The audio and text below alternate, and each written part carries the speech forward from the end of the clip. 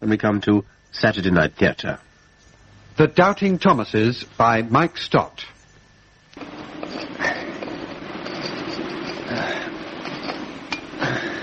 Not quite so rough, Mr. Lambert.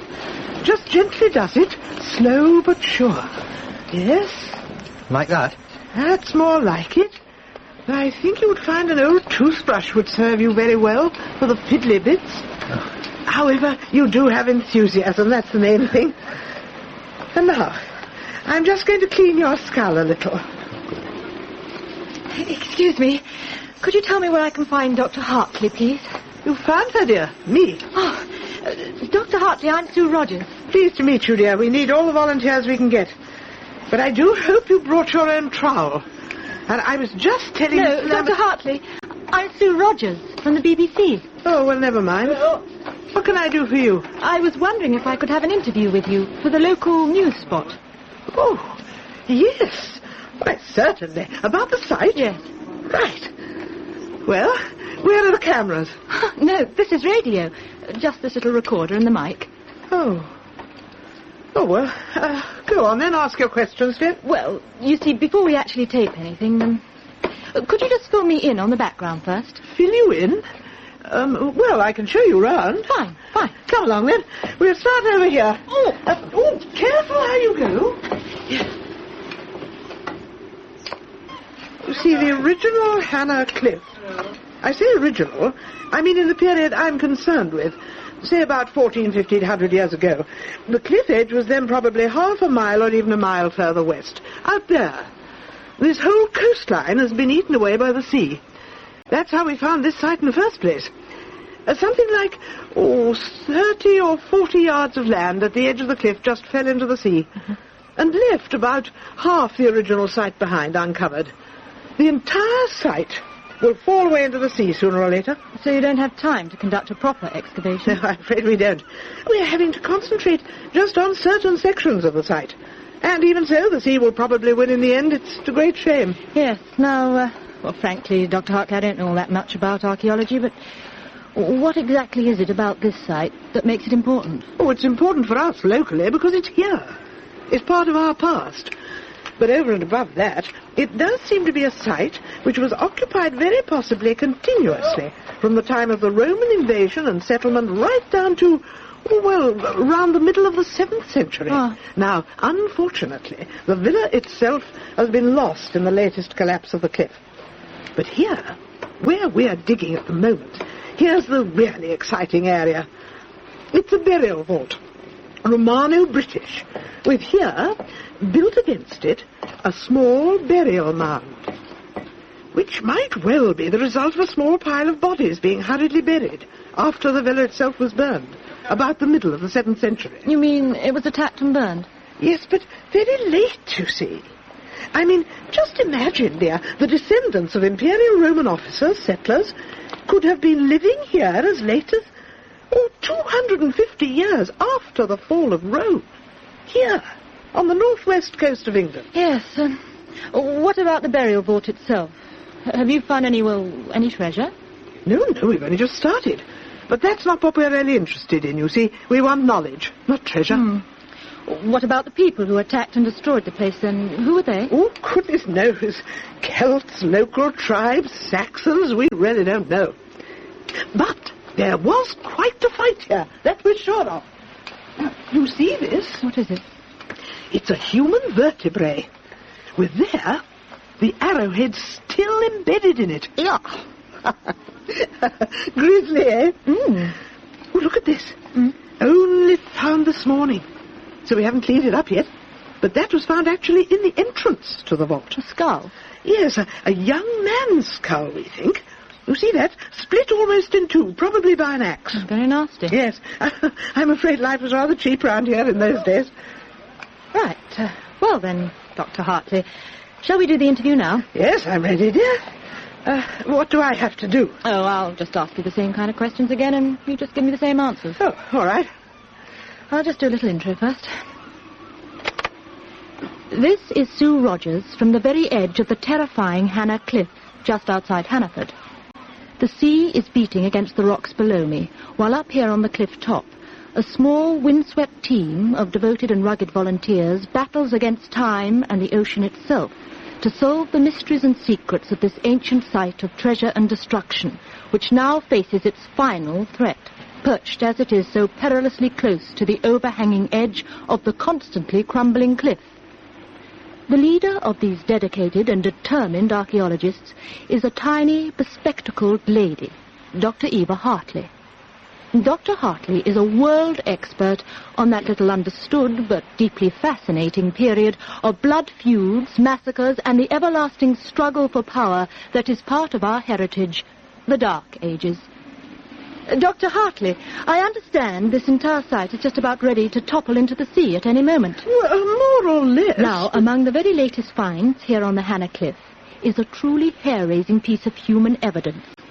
A human skull split almost in two by a mighty blow. Real physical evidence of the lifestyle of our ancestors, isn't it, Doctor? Oh, now, look, dear, I can't... Good gracious. Good heavens above. What is it? Mr. Lambert, will you come here? Coming. Well, you could knock me down with a feather duster, really you could. Dr. Hartley, what is it? What's wrong? What is it? What's the problem? The skull, my dear, the skull. Skull? What about it? The teeth, look, the teeth. That tooth. I don't... Oh. Oh, yes. Oh, Lord. Oh, yes, I didn't notice it and you didn't notice it. But, Dr. Hartley, what does it mean? Well, dear, the very least it means is that this is the skull of someone who was a good deal closer to us than an ancient Roman, or a Celt, or a Saxon. But didn't they have fillings? No, they did not. They did not. They had toothache.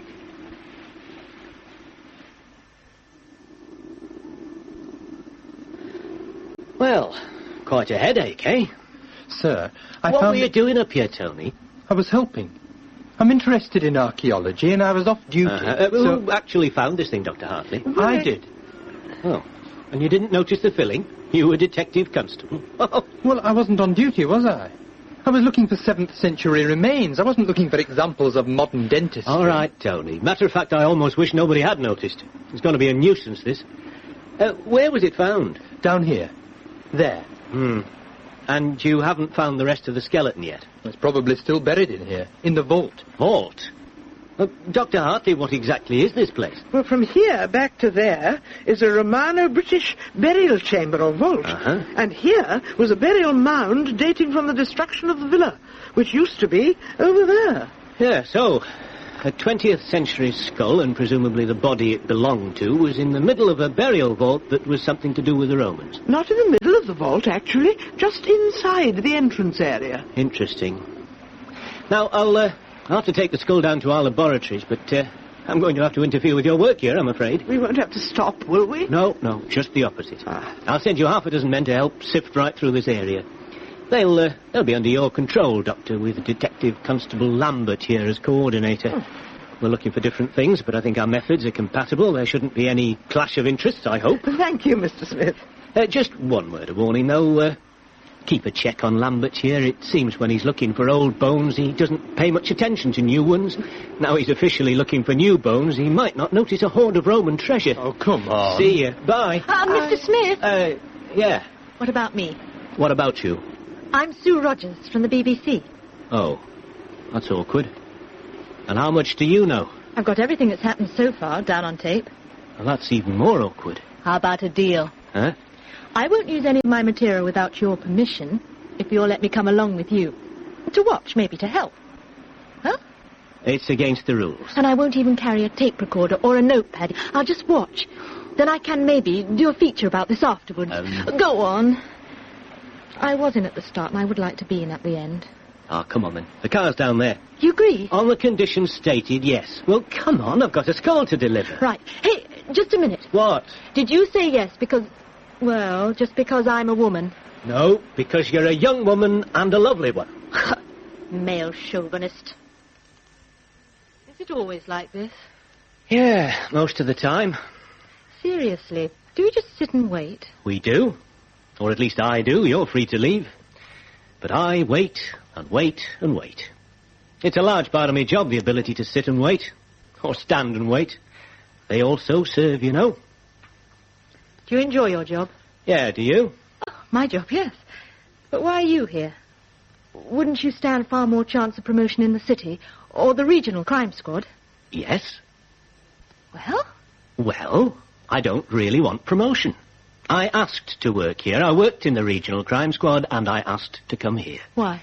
Oh, fresh air, etc., you know? No, I don't know. Good.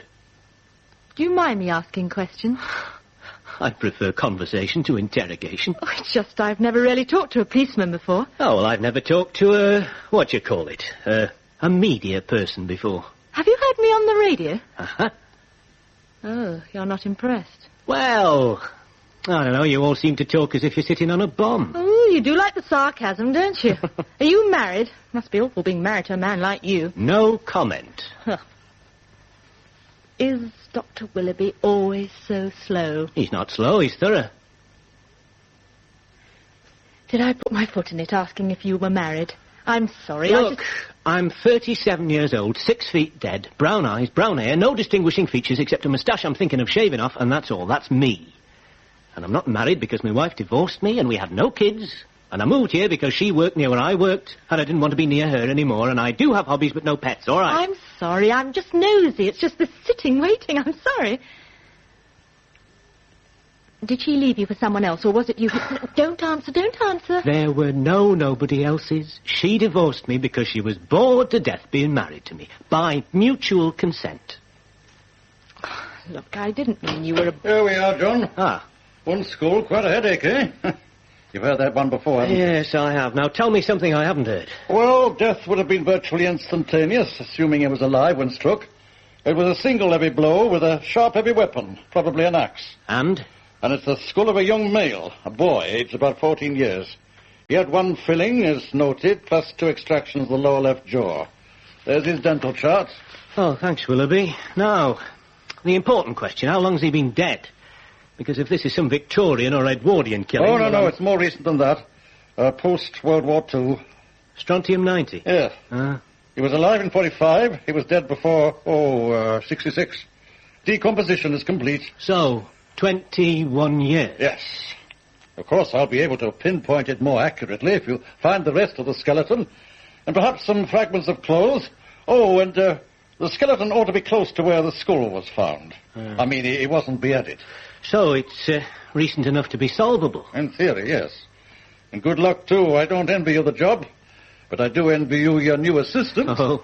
If you ever feel like popping down to where the real work gets done, love, I've got all kinds of weird and wonderful things to show you. So don't be shy. Bye. He winked at me. Oh, it's an occupational hazard with pathologists. They need the light relief. Oh. Anyway, what was that about strontium-90? Oh, well, that's what this boy has in common with you and me. Everyone lucky enough to be alive since 1945 has strontium-90 in their bones. All I have to do is fit in the missing details, such as who he was when he was killed, why, and who by. All the rest is done for me. Where'd you start? Well, with 2 things.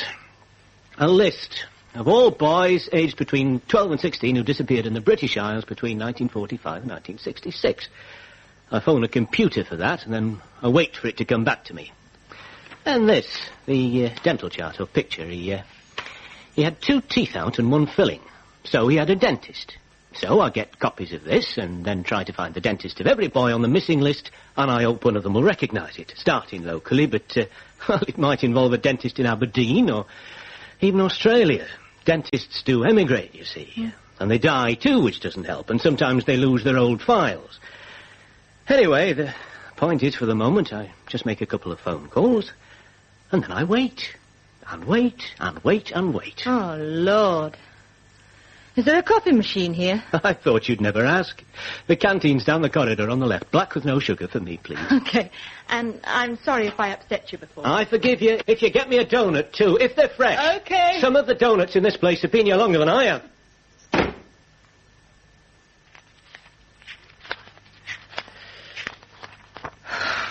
Finished.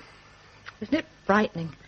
I never realised how many people just vanished. Oh, this is only a small sample. Of course, most of the adults run away, but... Anyway, how many have you found? Same as you, only 2 who are really local. Right. Plus that Stevenson kid who was on holiday in Blackpool, 1948. He was nearly 17, but still. I'll phone Leeds about that. Meanwhile, we've got David James Clark, last address 12 Trafalgar Street, 1964. He was 15, and Philip John Benton, 14, last address The Limes, Cumberland Avenue. Not seen since 10th of July 1953. Which one do we start with? Oh, we'll take the nearest, shall we? David James Clark.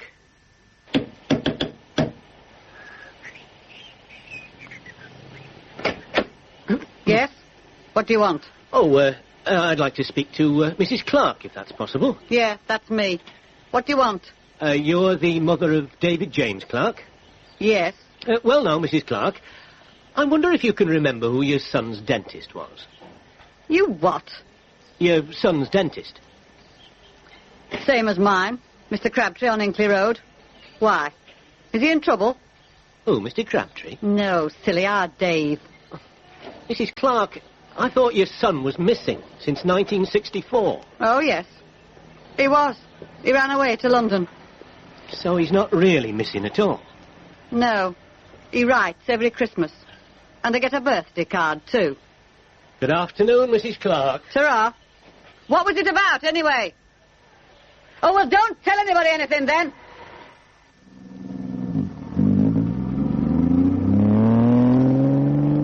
But what a stupid woman. Yeah. Still, it's people like that who make sure computers are only human. Oh, well. Turn left at the roundabout. Okay. Cumberland Avenue is the second on the right. Let's just hope Mrs. Benton has been as lucky as Mrs. Clark. I'm afraid my wife's dead, Mr. Smith. Oh, I'm sorry, sir. Well, perhaps you can help us. She couldn't take the strain, you see. Philip was our only child, and it wasn't just that we lost him. It was not knowing if he was dead or alive. Never knowing for sure. I'm afraid it was too much for Margaret. She took an overdose of her sleeping pills. I'm sorry, Mr. Benton. Now, I know it's been a long time, but I wonder if you can recall the name of your son's dentist. Dentist? That's why, me. Pardon? I was a dentist. I'm retired now, but I treated Philip myself. Ah. Well, would you look at this dental chart, please, Mr. Benton?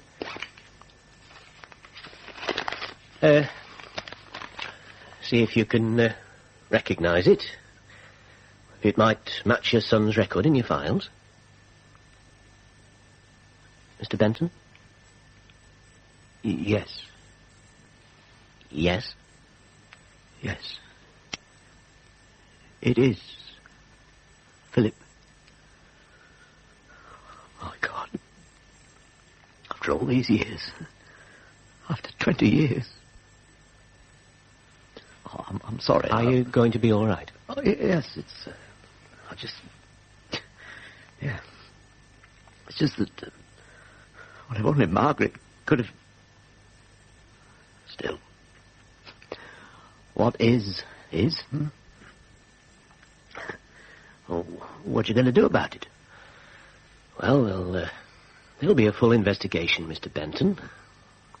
It'll be difficult after all this time, but we may still find who did it. Who did it? It was murder?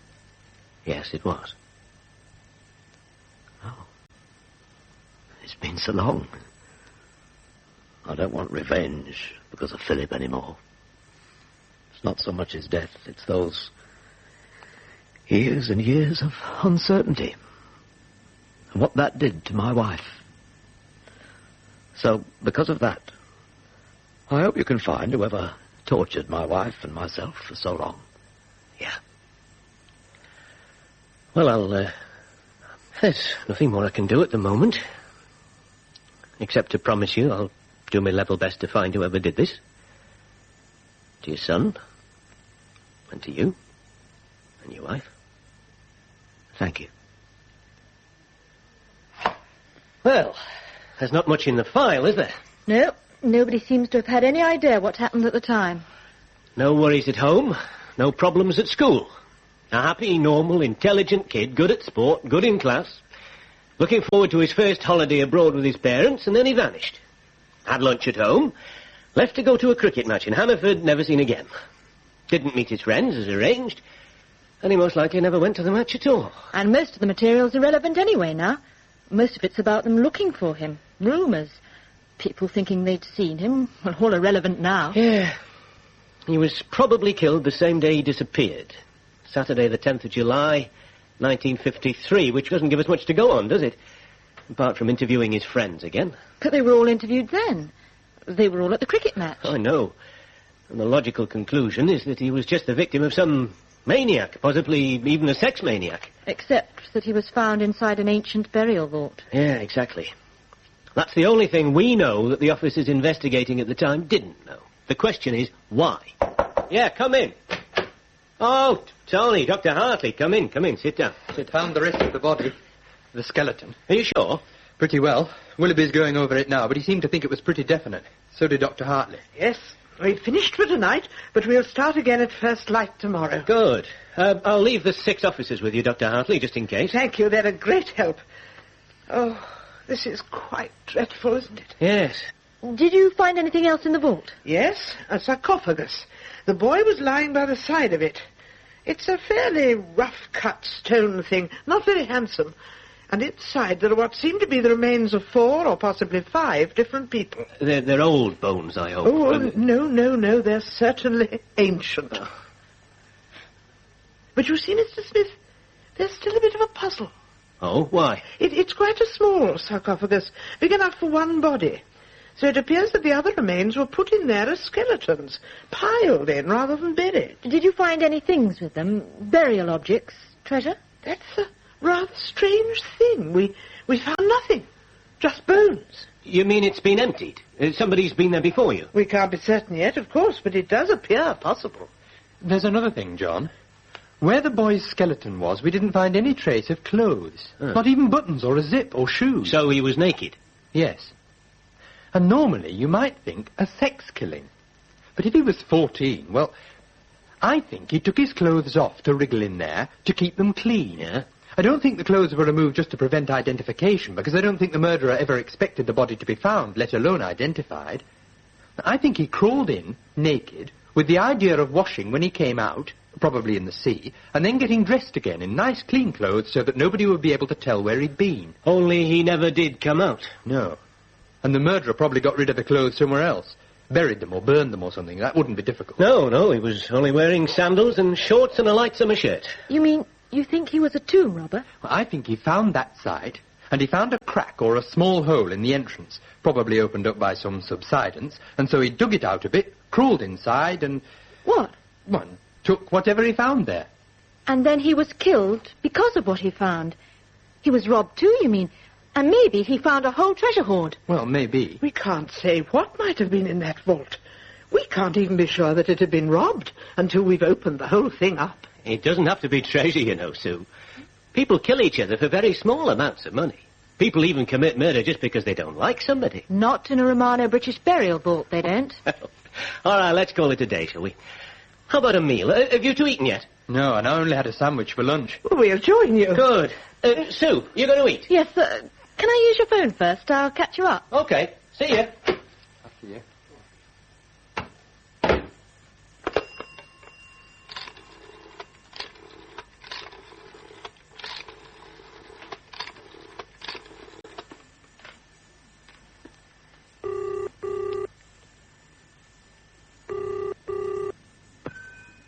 BBC, good evening. Can I speak to Mr. Latchmere, please? He's probably in the control room, in B2. Right. Hello? Huey? Yes. Is that my favourite lady? I don't know about that, but it is Sue Rogers. And I want to ask you a favour. Do you love anything? Well, first, look, can you tell Simon I won't be in tomorrow? Tell him I've got flu or something. That'll please him. Is that the favour? No, Huey. I know you're a technical genius. Oh, flattery. So, I'll tell you what I need, and I need it for tomorrow morning. Yeah. Number 27. Yeah, that's out on the new estate, isn't it? Uh-huh. And, oh, hang on, Bill. Come in. Oh, good morning. Hello. Sorry Sorry I'm late. Got stuck in the traffic. Be with you in a sec. Bill, sorry about that. Go on. Andrew Donnelly. Yeah, that's the last one. Yeah. Yeah, right. Well, thanks very much. Bye. Right then, the menu for today. Graham Rees, Graham Appleby, David Fielding and Andrew Donnelly. Philip Benton's friends? Yeah, minus Keith Potter. He was killed in a car accident end of last year, but the other four are alive and well and living quite near, so... Let's go and give them the news about Philip Benton, see how they react. But that's terrible, terrible. Well, you must have thought he was dead, didn't you? Yes, but not murdered. Uh-huh. Mr. Rees, you were a close friend of his, weren't you? Oh, yes, quite close. We lived near each other, and we were in the same farm at St. Thomas's. Yes, quite friendly. And the others, you all went round together, didn't you? Yes, Phil and me and Dave Fielding and Andy Donnelly and Graham Appleby, Keith Potter. And when did you start going up on the Hannah Cliff? We didn't. Not at all? No. Well, I didn't. Oh. What about the others? Do you keep in touch with them? Are you still close friends? Oh, not really. We've drifted apart. Different jobs, different friends, we grew up. Right. Well, thanks, Mr. Rees. Not at all. If there's anything else I can do to help, you are investigating it, are you? Oh, yes. It is a murder case. Yes. Well, what a terrible thing.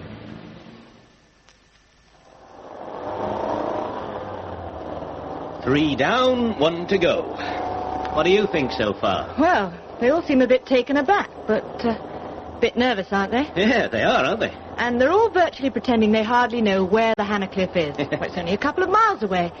And they don't seem shocked so much as scared. Certainly nervous. And Rees says it's terrible, and Fielding says it's terrible, and Donnelly says it's dreadful. I wonder what Appleby will say. Detective Sergeant, is this absolutely definite? Well, it's definitely Philip Benton, sir, and it's definitely murder. Joyce, would you switch? Would you leave us alone, please? Joyce! Joyce, would you do the other rooms first, please? Oh, yes, Mr. Appleby.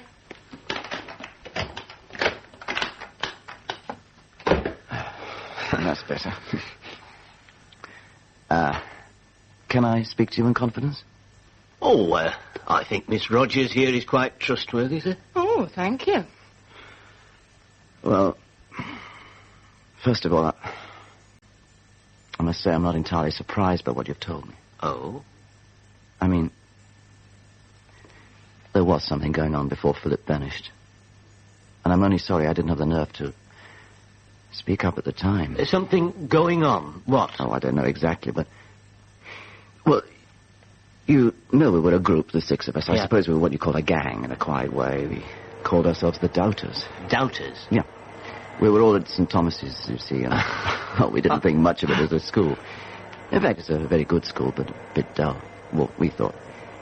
They got you through the necessary exams, but we didn't think that was what education should be about. We wanted something more exciting. So we were known as the Doubting Thomases. I think Potter suggested it first. Oh, yeah. Anyway, we all took it up. The Doubting Thomases are just the Doubters, we called ourselves. Used to sign letters. Yours doubtfully. That kind of thing. It was all quite innocuous, really. Yeah. And then, after a while, it started to wear out. The joke. We spent a couple of terms all tormenting the masters by sticking up our hands and saying, I doubt that, sir. And if you were asked a question, you didn't say, I don't know. You said, I'm doubtful of the answer. Oh, silly games like that. And we all dodged classes together. Thought we could teach ourselves better than we were being taught. So it went on for a while, but naturally enough, it wore out. We were growing out of it, different interests, goals, We wanted to be more individuals and less just members of a group, a gang. We got bored with always doing everything together. Well, I did anyway. But the first to actually leave the group was Phil Benton. Oh. And Potter, who was the founder in a way, the leader, at least that's what he liked to think. Potter tried to stop Phil leaving. He tried to hold us all together, and then when Phil wouldn't do what he told him, Potter told us all to ignore him, not speak to him, pretend we couldn't even see him. Oh, you know the kind of things kids do. Yeah. Well, we went along with it. Oh, it was pretty stupid and spineless of us, but, well, kids are cruel. Aye. And we kept it up for, a week or more. And then Phil disappeared. I see. Oh, you can imagine what that did to the rest of us. The police came to our homes asking questions. We were scared, and we were ashamed. So we didn't tell them about how we treated Phil, but it really broke the gang up completely. You see, at first we thought Phil had just run away because he was upset, but then, well, he didn't come back. No. And I think we all knew something serious had happened to him. I certainly thought he'd killed himself, frankly. I couldn't understand why he wasn't found, but then I remembered how he used to spend a lot of time walking on the cliffs after he dropped out of the Doubters. Yeah. So I thought he might very well have jumped off the cliffs and his body been washed out to sea. But anyway, we all felt very guilty, you see. That's why we stopped being friends. I mean, even now we say hello if we meet in the street or a pub somewhere, but we don't look each other in the eyes. Because we all felt we were to blame, in a way. And now? I'm still ashamed of myself for the way I behaved towards Phil and for the way I kept quiet afterwards, although now it turns out he didn't kill himself at all. But it was even worse than I'd imagined.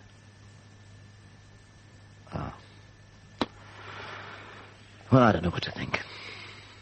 But still, I behaved badly, and I'm ashamed of that. Well, thank you for being so frank, Mr. Appleby. I won't take any more of your time at the moment. It's all early days What about yet. asking Thank you, Miss Rogers. I haven't forgotten. Mr. Appleby, I must ask you not to mention this conversation to anybody, please. Certainly. Right. Well, thanks again. Not at all. I'm only sorry I didn't have the courage to tell the truth at the time. Better late than never, Mr. Appleby. Good morning. We'll see ourselves out. Miss Rogers. I'm coming. You never asked him about the burial vault. That's right, I didn't. Why not? You asked the others. Aye, and they all denied knowing anything about it. And it made him nervous. But Appleby wasn't nervous, and I didn't want to disturb him. It'd take a lot more than that to disturb him. He was a lot too calm, I thought. Didn't you like him? I didn't like him, and I didn't believe him, and I wouldn't trust him further than I could see him on a dark night. Oh, I wonder why not. And him being so frank with us.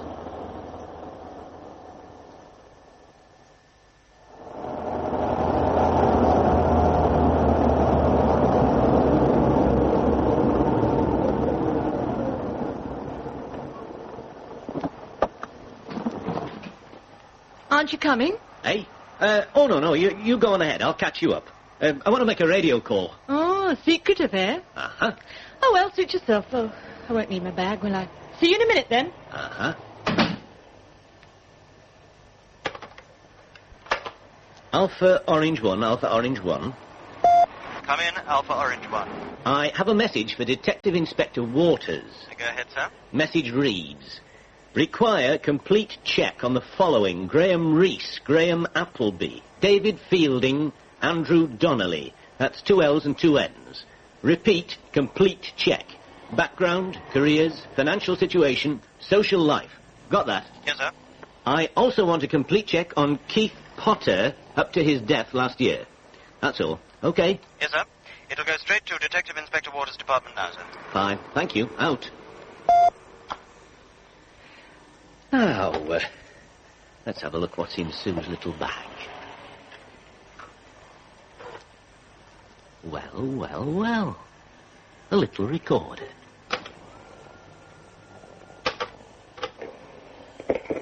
David Fielding, Andrew Donnelly. That's 2 L's and 2 N's. Repeat. Complete check. Oh, you see, Smith, you forgot the 11th commandment. Thou shalt not trust a journalist, especially not a pretty one.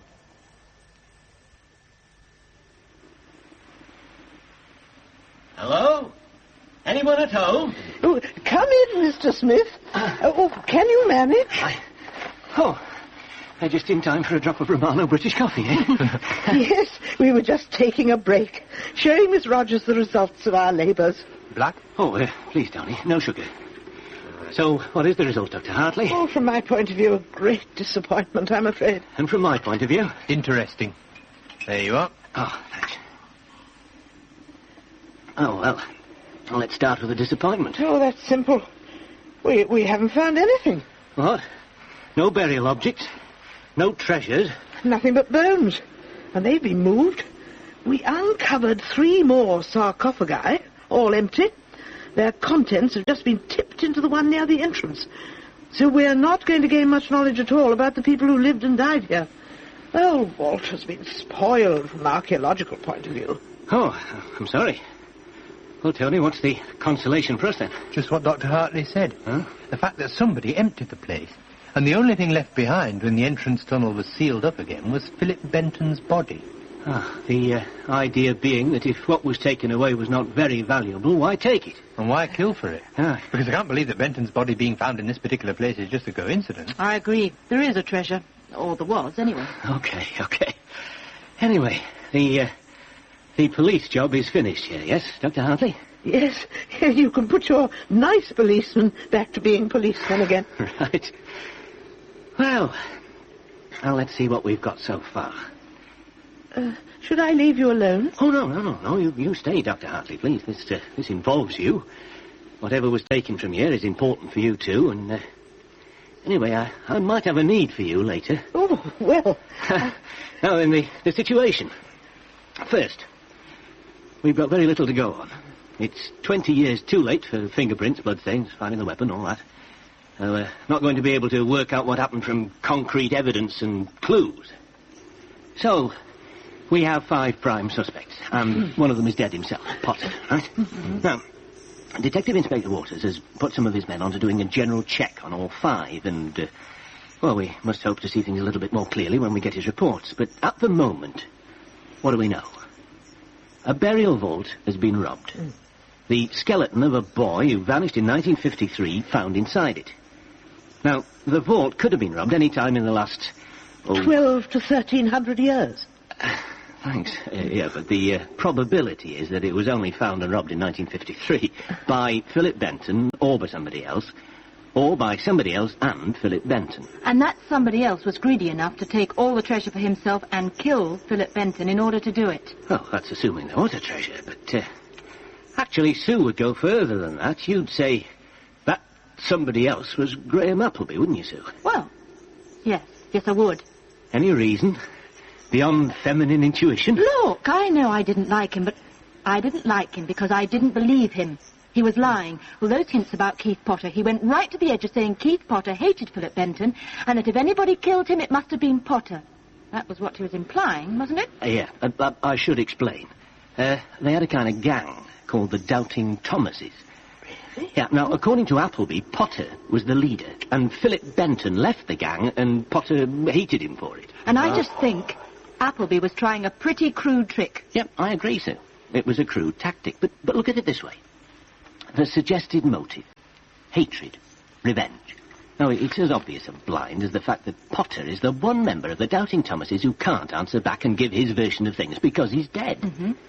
And yet this really blatant and obvious little story comes from the calmest and cleverest of the 4 survivors of the Doubting Thomases. Mm. Well, you see, I think you underestimate Appleby, Sue. I don't understand. You mean... What do you mean? I'm not exactly with you either. No, nor am I. Well, look, the other 3. Yes? Reese, Fielding, and Donnelly. Now, if Appleby killed Philip Benton and got the treasure, well, wouldn't you expect them to be pretty angry if they knew what had happened? But in fact, they're nervous, scared men. I asked each one of them about the Hannah Cliff, and each one of them said he'd never been there and wasn't even sure where it was. Now, I didn't ask Appleby, because I didn't have to. he himself dropped a very clear hint that he knew that what happened to Philip Benton was something to do with the Hannah Cliff, with this place. And what he actually said was, you don't mind if I play your tape for Tony and Dr. Hartley, do you, Sue? That's my bag. Yeah, and this is your little tape recorder inside it. That's just plain Breaking a promise, Sue. You promised no tricks. Unfortunately, you didn't handle it very well. The whole morning you've been turning that bag towards whoever was speaking. And then leaving it with me in the car. I suppose I'd better go. Oh, sit down. Don't sulk. Oh. It's a useful little toy, this. Now, where was it? Serious, it happened.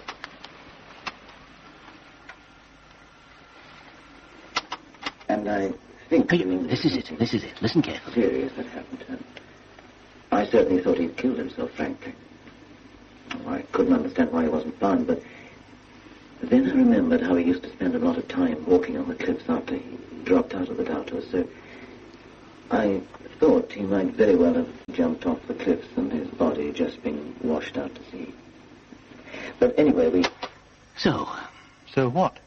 So didn't you spot the deliberate mistake? No. Neither did I.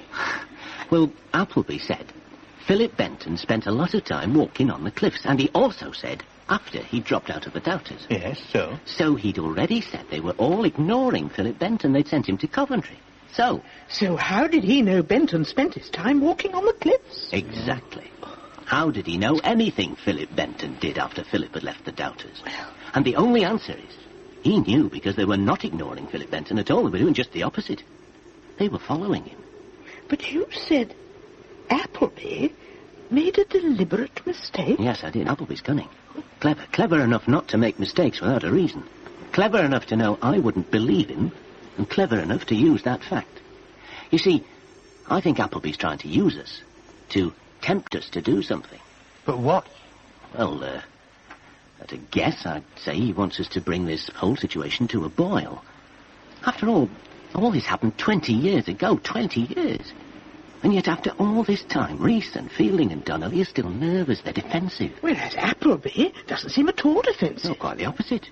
But if they're defensive, they must have a reason. That they must have something to defend and against somebody. So I think Mr. Appleby is trying to use us, the police, to open up their defences, to do what he apparently hasn't been able to do, to make them defenceless. And I think we ought to oblige him. Let him use us for a while. Oh, yes. I mean, I don't quite understand what you're talking about. No, nor do I. Well, I'm not absolutely certain yet either. And I'm not sure how yet, what he wants us to do, but... Well, there are things we can do to be ready. Now, we'll have to wait for Waters' reports, but one thing you can do now, Tony... Yes? Waters' men are checking Keith Potter's life. Now, I want you to check his death. Go through the coroner's report, the hearing. It's a fairly high mortality rate the Doubting Thomases have suffered, after all. 2 out of 6 dead before the 35. Yes. All right, I'll do it now. Bye. So long.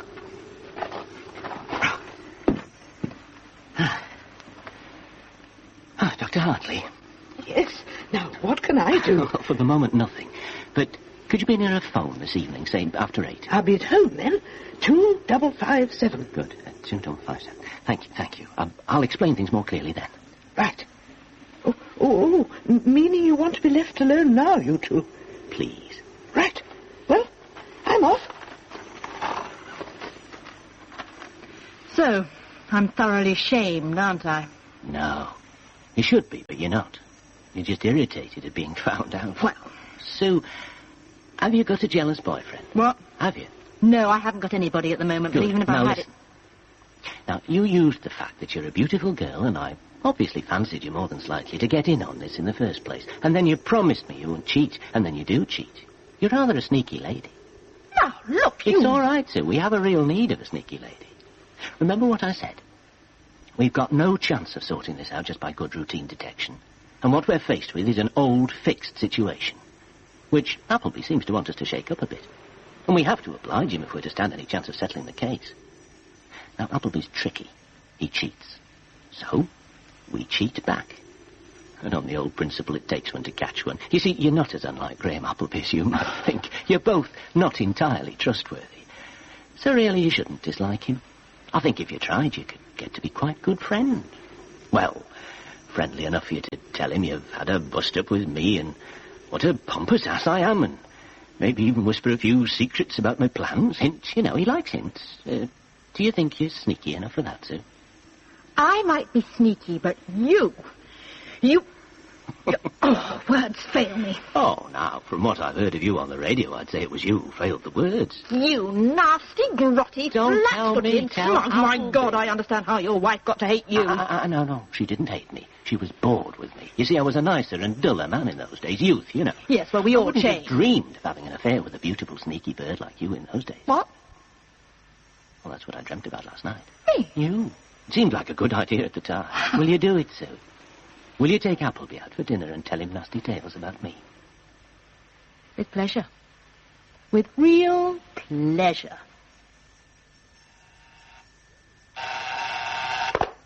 Smith? Oh, Bill, yeah. I was just going to ring you. Just finished reading them. They're marvellous. No, really marvellous. I know, yeah. Listen, Bill, it's just what I needed. Yeah. And thanks very much. And tell your fellas thanks from me too, will you? And buy 'em a drink on me. And you too. No, afraid not. No, I've got a late night ahead. Yeah. Well, see you. And again, thanks, eh? Oh, Tony, sit down. Take the weight off your mind. Oh, that's better. It's my back. It's that digging yesterday and this morning. It's hard work being an archaeologist, you know. Oh, I do sympathise, Tony, but... I know. You can relax. I think you were right. Potter was killed. Manslaughter by person or persons unknown. No witnesses. He didn't crash into anybody else? He didn't crash at all. He was hit by a passing car. Listen, I copied this down. It's his wife, widow, giving evidence at the inquest. She said, I got this call about 5 o'clock. Keith was still at work. It was about the advert, the car.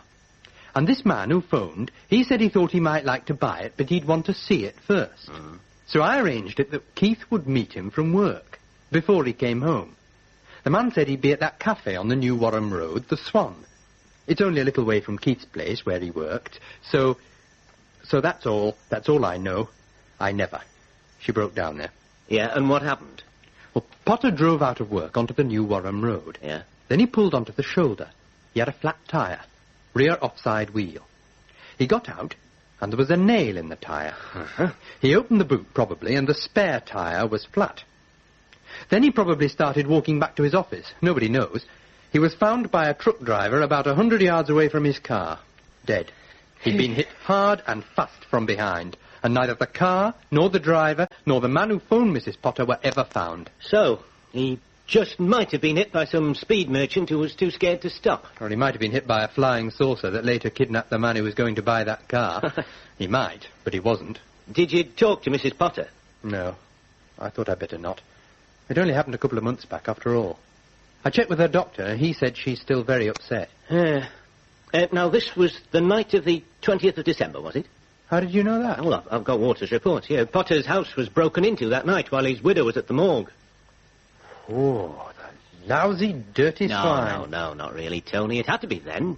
You see, Potter had a pretty heavy arsenal of anti-thief devices, from double locks to a shotgun. But a burglar alarm? No, he didn't have an alarm. No bells, nothing noisy, nothing connected to the local police station. Just as much protection as he could get, short of anything that would bring in the police if he was raided. Very peculiar. Oh, no, quite typical. Well, for a member of the Doubting Thomases. Reese has the same, so has Fielding, so has Donnelly, but not Appleby.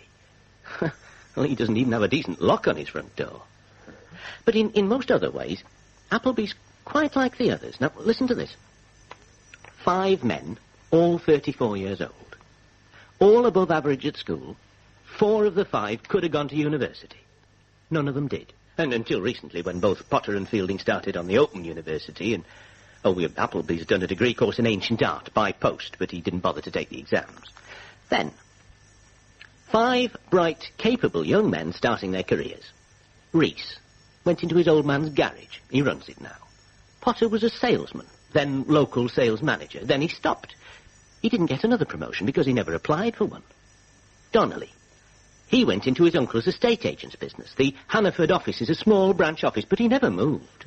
And the same with Fielding. He stayed in the Hannaford branch of a bank and consistently turned down any chances of promotion to bigger banks in bigger towns. An ambitious lot, aren't they? What about Appleby? Oh, he never had a job at all. His father had been killed in the last war, and he got a small inheritance from him. His mother remarried and moved down south. He's managed to live on his inheritance ever since he left school. Spends his time playing the horses quite carefully and just hanging about. But then, another striking similarity. Not one of them has ever taken a holiday. Imagine that. Oh, I can't. I'd go crackers without a break. Yeah, wouldn't you just? Even worse. Of these 5 eligible and apparently heterosexual bachelors, only Potter got married. A few weeks before he met his unfortunate accident. All the others live alone, not even with their parents. And they all stay put in the little town where they were born, like medieval peasants. And apparently with good reason.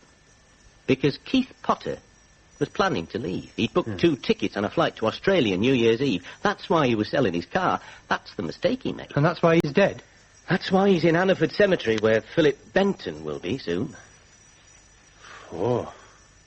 Well, it makes you glad you're you and not one of them, doesn't it? Yeah. Well, they're all frightened of each other, except Appleby. He's not frightened. Smith, yes? This is Mr. Appleby's new friend calling. Oh, you got him. He's picking me up in a few minutes at 8 o'clock. We're going for dinner at the Water Gardens at New Warren. Good.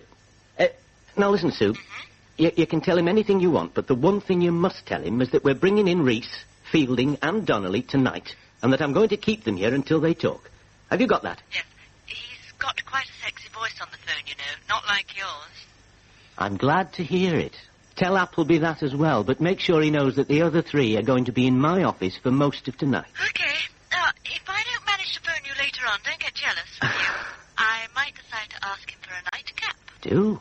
And I'll bet you anything you like he won't accept. He's got more important things to worry about, so have I. You. Don't be too sure about him, though. He was very quick to accept my invite for dinner. Was he? Was he really? Front door. That'll be him now. Okay. But remember now, Sue, don't do anything I wouldn't do. You're just jealous. Bye. Bye. Maybe I am.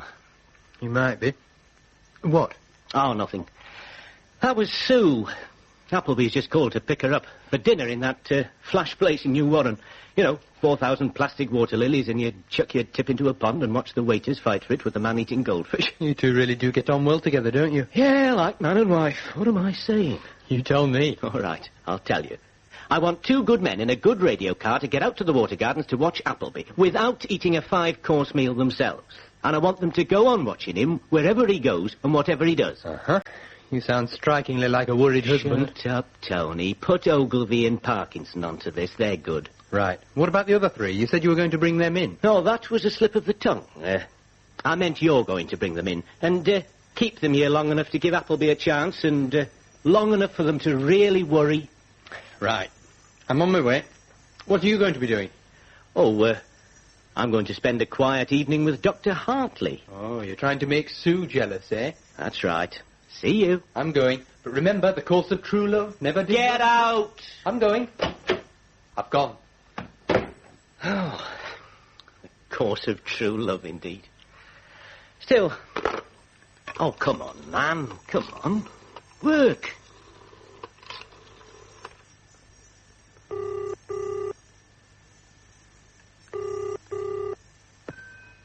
Hello? Eva Hartley here. Dr. Hartley, hello. Good, it's you. Yeah. I've been looking forward to hearing from you all afternoon. You did say I might be useful, remember? Yes, indeed. Dr. Hartley, I want you to do something that I can't do. I want you to break the law. What? I want you to carry out a little search for archaeological evidence, a search that involves trespassing. Or, to be precise, breaking and entering.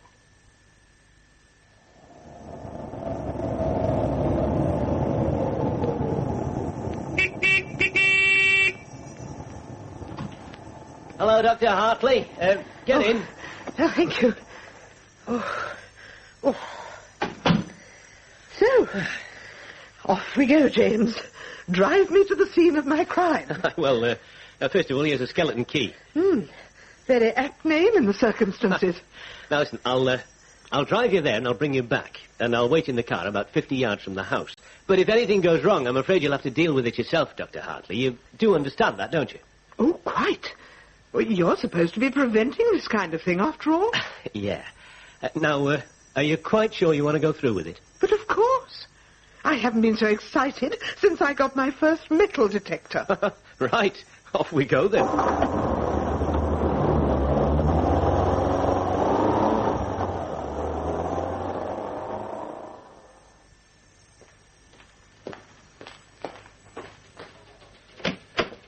Mr. Donnelly. Where are the others? You said the others were here. Yes, sir.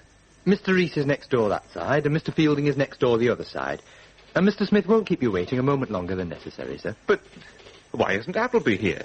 Oh, I don't know, sir. I just do what I'm told. But haven't you got orders to bring him in? Isn't he being brought in? Not that I know of, sir. But then I... Oh, don't upset yourself, Mr. Donnelly. Just make yourself at home. You might have to wait a little while, but all in a good cause, eh, sir?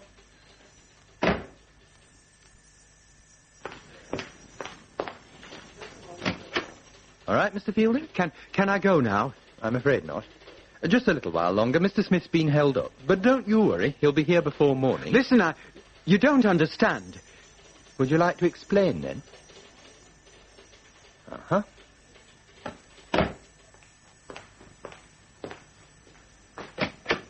Just thought I'd tell you, Mr. Reese, we've got a bit of a hold-up at the moment, but it'll all be sorted out before the night's out. I hope. But what about the others? Are they all here? Oh, yes, indeed. All except Mr. Appleby. What? Oh, dear. Thank you, Mr. Smith. That's all right. There you are. Oh, isn't this exciting? Oh, but I really am a little ancient for these tricks, I think. My heart's going bippity-bop, lickety-spit. Oh, my word. Dr. Hartley, did you find anything? Oh, yes. Oh, yes, indeed. Well, what? A very delicate little funerary vase, Mr. Smith. Just about so big. Celtic. Probably 2nd or 3rd century. Could be a little later, but I doubt it. What's it made of? Gold? Oh, no, nothing so vulgar. Bronze. Just bronze? Oh. Well, is it worth anything, then? It's inlaid with enamel and coral. Quite superb craftsmanship. And quite perfect condition. Not even a scratch on it. Good, but, well, what might it be worth, then? Quite a bit or not so much? I mean... Well, now, let me see. I would imagine, Mr. Smith, Yeah? that if you could deliver that little vase to one of the wealthier American or European museums, they would be willing to pay, perhaps $100,000 for it with no questions asked. 100,000 for a little vase? Well, you might get more if you were stubborn. And, of course, if it were auctioned and exported legally, the price would be significantly higher. But you would be most unlikely to be granted an export license, even if you were foolish enough to part with such a beautiful object just for money. So, if that's just Potter's share of the loot, which I think it is, well, there must be 3 other things of the same value. One for Reese, one for Donnelly, and one for Fielding. $400,000. Oh, isn't greed a terrible thing? Oh, it is indeed. Actually, if the others are like that vase, part of a set, I mean, then if they were sold as a set, they would fetch considerably more than they would as individual items. More? For the set. $500,000 would be something of a bargain price. $500,000? No wonder Appleby's like he is, and the others. Yes, that's no doubt why Appleby is holding on to his single vase. But you say he couldn't sell it legally? Probably not, because of the difficulties of obtaining an export license. Oh. Though that's not much of a problem, I'm afraid. I regret to say that museums the world over are not nearly as scrupulous as one might wish when it comes to a really valuable acquisition. He could simply take them abroad in a briefcase and sell them the same day. Yeah, but for the moment it's still in this country. And it is treasure trove, isn't it? Oh, I'm afraid not. Not in England, as the law stands at the moment. It's not made of gold or silver, and it was not hidden in the legal sense of the word. No. This was a burial object, you see. It was not secretly put into the earth as treasure. It was quite publicly buried as part of a religious ceremony.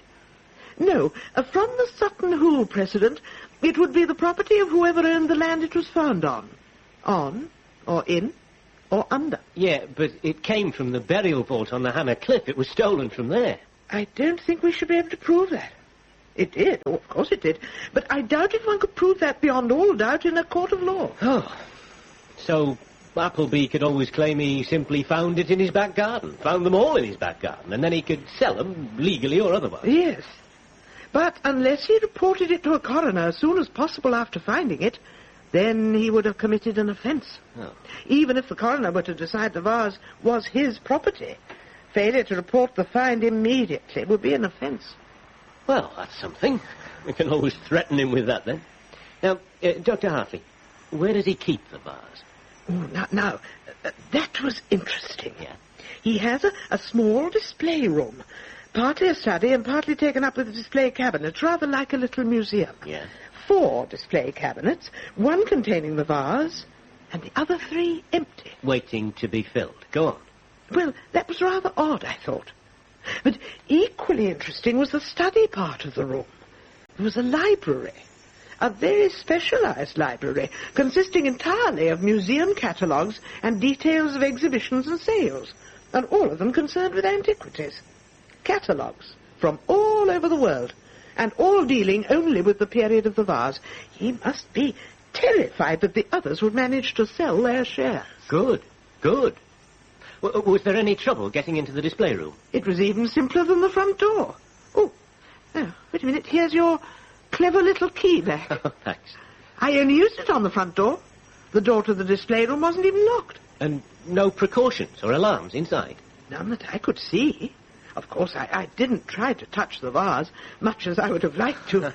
But I think I probably could have taken it and just walked out with it. And I was tempted. What a confident man friend Appleby is. Alpha Orange 1. Just to tell you, Appleby and Sue have left the water garden. They're heading back to town. Thanks, Tony. See you. Out. Well, I think we'd better be going, Dr. Hartley. Would you like to come down to my office and follow this thing through to the end? Oh, I think not, thank you. If you could just take me home, please. I've had more than enough excitement for one day. I need a large medicinal brandy and a good night's sleep. Well, you've certainly earned it. But I'm going to have a busy night. At least I hope I am. Ah, the accomplice returns. Where's the cat burglar? Oh, she's at home, tucked up in bed with a bottle of brandy. That's the best idea I've heard tonight. Oh, was your little trip worth it, then? Oh, yes. Appleby Esquire has got what I'm pretty certain was Keith Potter's share of the treasure. What is it? Gold? Jewellery? Oh, no, nothing vulgar like that. Just a little old pot worth about 40,000 quid. Sheesh. Yeah. Anything happened here? No, tried questioning them a bit, but, well, they're not a very chatty group of gents, really. Headquarters, yes? Tony, Zoggy. Appleby's just dropped the bird off. We're behind him heading out towards his pad, OK? OK, thanks, Oggy. Stay with him. Yeah, I suppose so. Yeah, I tell you what, though, Tony, I'd rather stay close to that bird. Oh, what handful, eh? You know what I mean? Who is she, eh? Might pop back there one spring evening. Give me that. Hello, Ogilvy. Yeah? Who's that? Det-Sgt Smith. Smithy, to you, Oggy. Oh, yeah, well... Now, listen, you just keep watching on Appleby and keep your mind on Appleby and stop boring us with your feeble fantasies about women, all right? All right, sir. Matter of fact, though, I'm not bothered about women. Just that one would do me. Did you know her? Yes, I do know her. Well. Message received. Over and out. Oh, did you hear that? Snappy old codger, isn't it? Oh, well. Sorry about that, sir. Thought I'd switched it off, and I hadn't. Yeah, I'll try again. I'm not an old codger, am I? No. Of course I'm not. I'm a mature codger. Yeah. Do you want to see the 3? Reese, Fielding and Donnelly? Oh, no, not yet, Tony. Let them sweat it out a little longer. Let's wait and see what friend Appleby does. That's all we can do now, wait and see. Yeah, and keep our fingers crossed.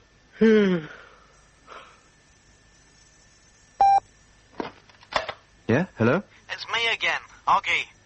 Listen, it's quite cold here, you know. I mean, nothing's happening, and you know, we're getting a bit, what's the word, frozen solid. What's he been doing? Well, nothing. He put the car in the garage and he went inside the house and that's it. Nothing's happening except it's getting colder and colder. Good. I hope you freeze, but stay there. Oh, thank you, sir. Thank you and good night. What time is it, Tony? Just gone midnight. Not good news. He really ought to be making a move by now. It's the best chance he's had for years. He must take it, he must. Greetings, friendly Rogers. Hey?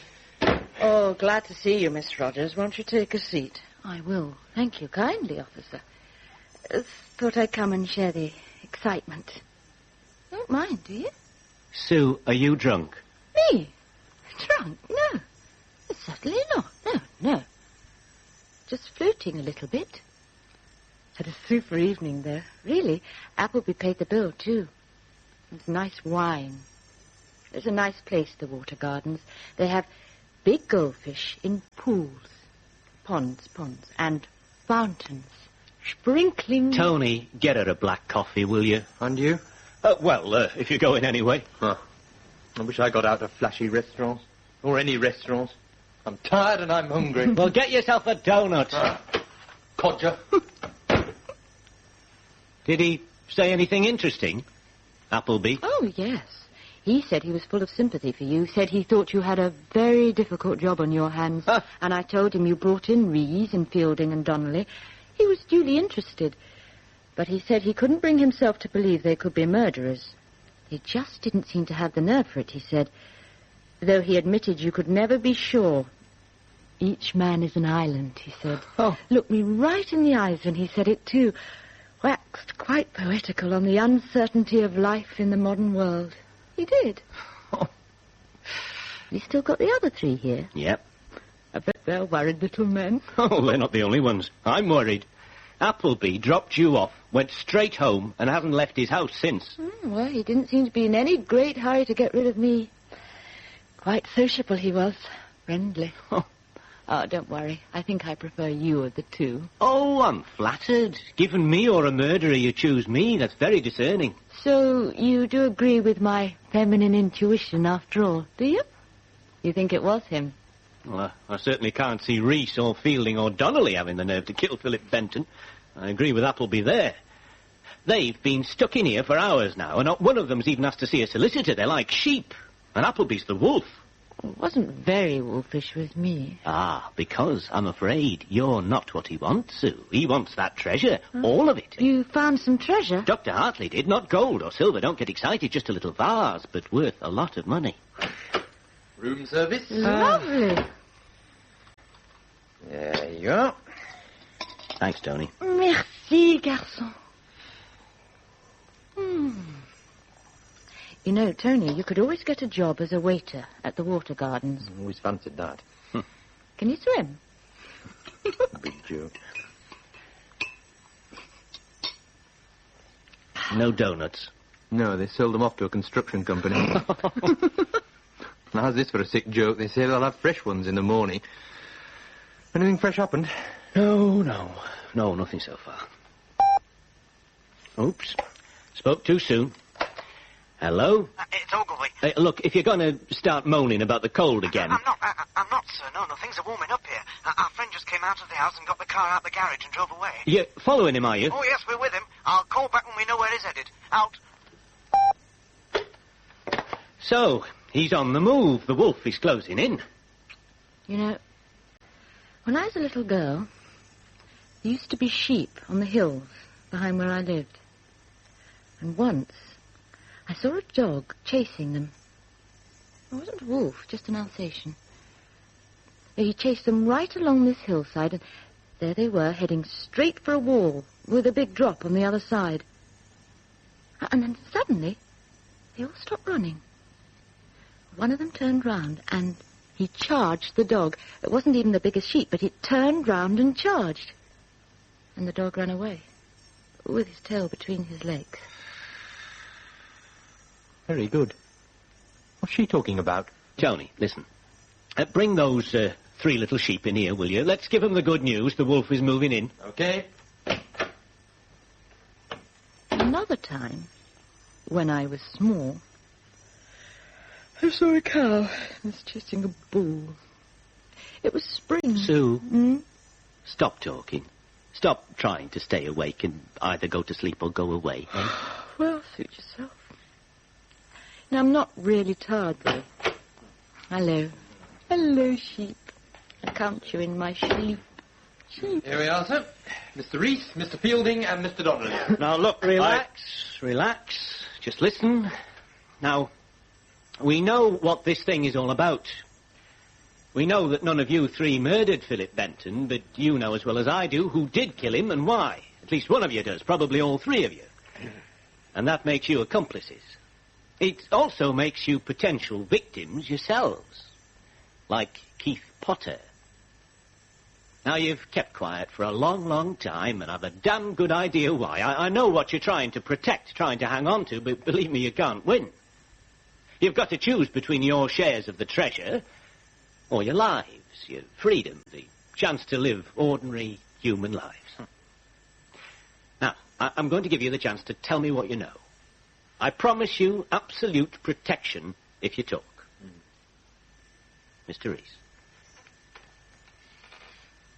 Mr. Donnelly. Mr. Fielding. Well, perhaps you'll think again when I tell you that Graham Appleby is out there now, driving round, and that none of your houses is protected. Faint! Mr. Fielding. Mr. Fielding. Listen, you can't do this. You can't do this to us. You can't. We didn't kill anybody. Truly, all we did... Shut up! Fielding. Shut up! Found your voices at last. Well? We have nothing to say. Nothing. Fielding. Look, don't you understand? Yeah? Oggy here. What is it? We've lost him. What? Well, he's driving a Mercedes. He took us out of town and then did a U-turn and shot back into town. We couldn't keep up with him. Well, find him. Out. Oh, my God. I shall personally make certain that Ogilvy never gets to be more than a lollipop man for the rest of his days. I'd better send men out to watch their 3 houses, hadn't I? Yeah. No, Tony, no. We'll do nothing. We'll just sit and wait. But you can't do that. You can't do this. You just can't. watch me. I'm telling you now. I won't lift a finger to prevent your houses being burgled until they have been burgled unless you talk. Now. Well? Oh, who the hell's that? Good evening. Evening. Appleby? What? I just thought I'd drop in, so I'll lighten the window. Thought you might be working late. Knew what a conscientious chap you are, Doesn't Miss Rogers look pretty asleep?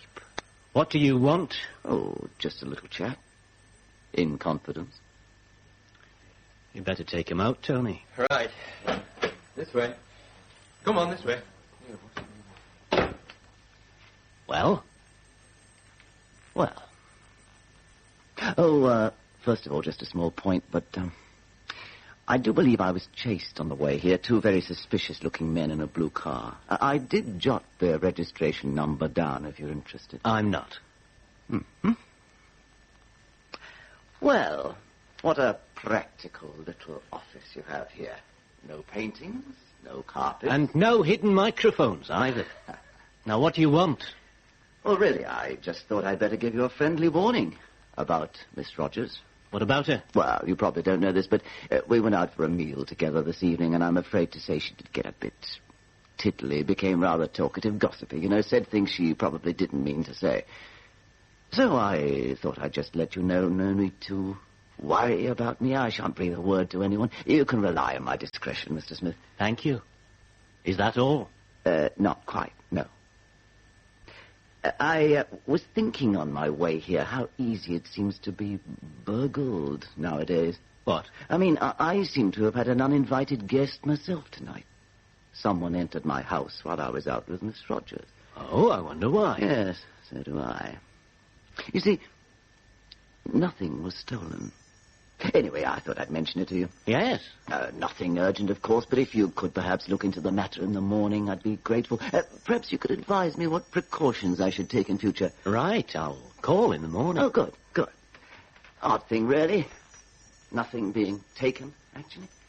But then the intruder herself seems to have been rather unlike one's usual idea of a professional burglar. I look forward to seeing you tomorrow, then. Good night, Mr. Smith. Sleep well. Who's that? Is that... Appleby. Appleby, yes. Presenting himself as the wolf in sheep's clothing. Oh, he's calm, I'll give him that. Calm and smooth like a stagnant pool. Tony! Tony! Bring him through, the 3 sheep. Okay. Does this mean we've lost?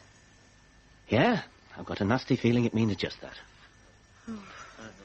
Ah, gentlemen. Mr. Appleby has just left. Now, for the last time, is any one of you willing to talk? You do realise your lives could be at stake. Right, you can go. Go on, see him out, Tony. See him out and shut the door behind him. Come on then, out you go. You could still search their places. They'll be rushing home and checking they haven't been robbed. You could catch all 3 of them, red-handed. Yeah, I could. But the most we could charge him with would be failure to report a valuable find to a coroner. It's not treasure trove, and they'd all do just what Appleby would do, swear blind they just happened to turn up 1 little vase each in his own back garden. No, it hasn't worked. Appleby didn't take the bait. So, there's nothing to do but go back to routine inquiries. Which means you won't get him. Probably, yes. Still. Come on, I'll take you home. Right. I'm sorry it didn't work. Yeah, thanks, love. Still, there's always tomorrow. Oh, I'd rather not think about that. I've got to start tomorrow seeing that smug-faced fox, and he's really going to enjoy watching me pretend to investigate my own burglary. Come on, come on.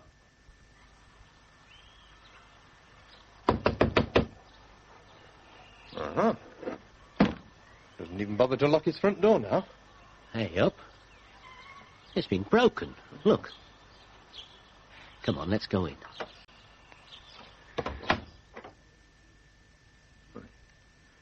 Seems quiet enough. Yeah. Come on.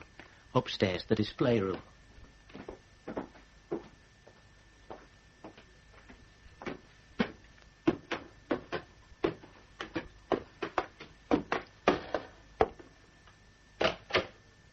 Ah, here we are. So this is where it... Oh, my God. Look. Oh. Well, I've seen a few in my time. Get Willoughby, Tony. Get Willoughby. Right. So, Appleby. The sheep turned, like Sue said. With a vengeance. This man was beaten to death, John. Just beaten. And whoever did it went on attacking him, even after he was dead. Oh, I'm not surprised, Willoughby. 20 years anger and hatred went into that. At what time, roughly? He's been dead about 8 hours. About 1 o'clock this morning. Not later than 2. Oh, no. What's wrong? The men watching their houses had already left by 1 o'clock. I mean, it could have been any one of them. Reese, Donnelly, or Fielding. Oh, for what it's worth. There might well have been more than one attacker. You can see for yourself... Yeah, well, the camera should tell us that. The what? The camera. There's a camera in here somewhere. How do you know? Oh, something Appleby said last night. Another of his hints. I was too tired to get it then. I was just getting me cornflakes this morning and I suddenly remembered. He said he had an intruder in here last night. And he said it couldn't have been a professional burglar because nothing was taken. But he said the intruder herself, meaning he knew it was a woman, Dr. Hartley. And I think, there, look. Like a little eye in the wall. It must be triggered from the door. Open it up, Tony, there. I can't quite... Ah.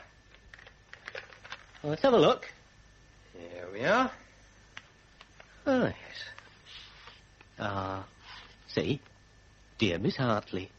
I must get that framed for an evening to remember. Well, he's even got a little time attachment. 9:27 p.m. 3373. And then there's Appleby coming in. 11:55 p.m. 3373. And then Well, isn't that nice? 12:59 a.m. 4373. 3 sheep. So, it's all over except the trial. Yep. And they were so relieved that it was finally over, the pressure was off, they've all made very full confessions. So the trial should be pretty much of a formality. And then Philip Benton can be properly buried at last. Aye. And 4 little Celtic vases can bring the tourists into Hannaford Museum. And I can do my programme. Oh. But what I don't... Well, how could they be so certain Appleby was the killer?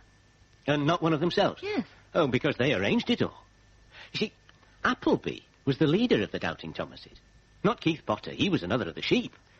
So, when they found the treasure, and when Philip Benton couldn't agree with the others that they should keep it secret, keep it for themselves, Appleby threatened him that if he ever said anything to anybody about it, he'd kill him. Now, the others knew Appleby well enough to know he meant it. But Philip Benton wasn't scared of Appleby. He dropped out of the gang, and he seems to have spent a couple of days on his own trying to decide whether he should stay loyal to his friends or whether he should tell the police what had happened and what they'd found. Now, they'd kept the vases in the vault where they'd found them. Yes. Mainly because they couldn't agree on how to divide them. There were only 4 vases and 5 doubters. But then, with the possibility that Philip Benton would tell the police where the treasure was, Appleby decided he'd better take charge of the lot just for safekeeping. So the others got in there before him. They took 1 vase each. Appleby got nothing. And they all encouraged him to think Philip Benton had taken the lot. And then, the really dirty trick, they told Benton that if he did go and take the vases from the vault and hand them in to the police, they'd back him up against Appleby. And they told Appleby Benton was in the vault. Oh, Appleby caught him inside the vault, and presumably thought Benton had already taken the vases. He tried to force him to say where they were. There was a fight, and he killed Benton as he was trying to escape through the entrance tunnel. And then it dawned on him that it hadn't been Benton who dropped and tricked him. It was his own fellow doubters. He put 2 and 2 together and made 4. Sorry. That's right. And there was nothing he could do about it. He knew they had the vases, and they knew he'd killed Benton. So there was a very uneasy truce, a stalemate. And it lasted until Potter lost his nerve or his patience and tried to break out. And until Dr. Hartley found Philip Benton's remains. But now, well, I've got to wait until after the trial. What for? Want to do my programme. Oh, never mind your programme. What? Well, there's plenty of time for that. You could go on honeymoon and still have time for that. Is that a hint? No. That's a proposal. And now we have another program in the occasional series, Real World.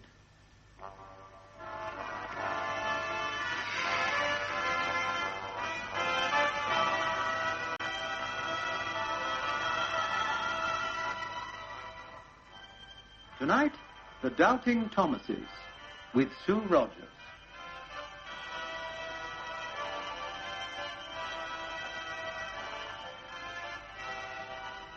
The wind howls over the gaunt Hannah Cliff as it has howled for centuries. And below, the sea thrashes against the very old primeval rock, as it too has thrashed for centuries. And meanwhile, a girl weighed down by adjectives gabbles away as she has gabbled away. Bad, you are No, awful. and she's probably quite nice in real life. But, well, we don't want to listen to that, do we? I mean, I can guess what the end is going to be already. Can't you? In The Doubting Thomases, the cast was as follows. Det-Sgt John Smith, Alan Downer. Sue Rogers, Caroline John. Dr. Eva Hartley, Margot Boyd. Detective Constable Tony Lambert, Geoffrey Beevers. Mrs. Clark, Diana Bishop. Eric Benton and Hughie Latchmer, Timothy Bateson. Graham Rees, Sam Dastor. Graham Appleby, Fraser Carr. Andrew Donnelly, William Slay. David Fielding and announcer Neville Jason. P.C. Ogilvy, David Timpson, and Dr. Willoughby, Rolf Lefebvre. The Doubting Thomases was written by Mike Stott and produced by Gerry Jones. I'm just me. And you're just you. But somehow, that's everything we need.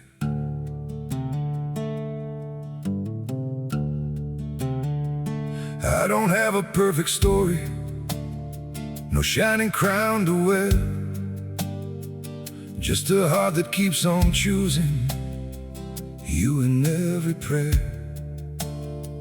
You're not made of fairy tales, you're not some distant dream, just the one who feels like home in ways I can't explain. I'm just me and you're just you, nothing more, but it feels true. No disguise, no in-between, just the way it's meant to be. We don't need to be someone, we don't have to chase the sun, in this world so wild and free. You belong with me.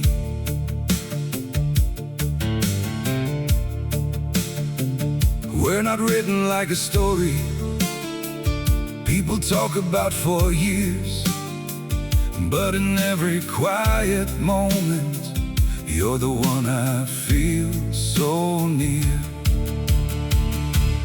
I'm just me and you're just you, nothing more, but it feels true.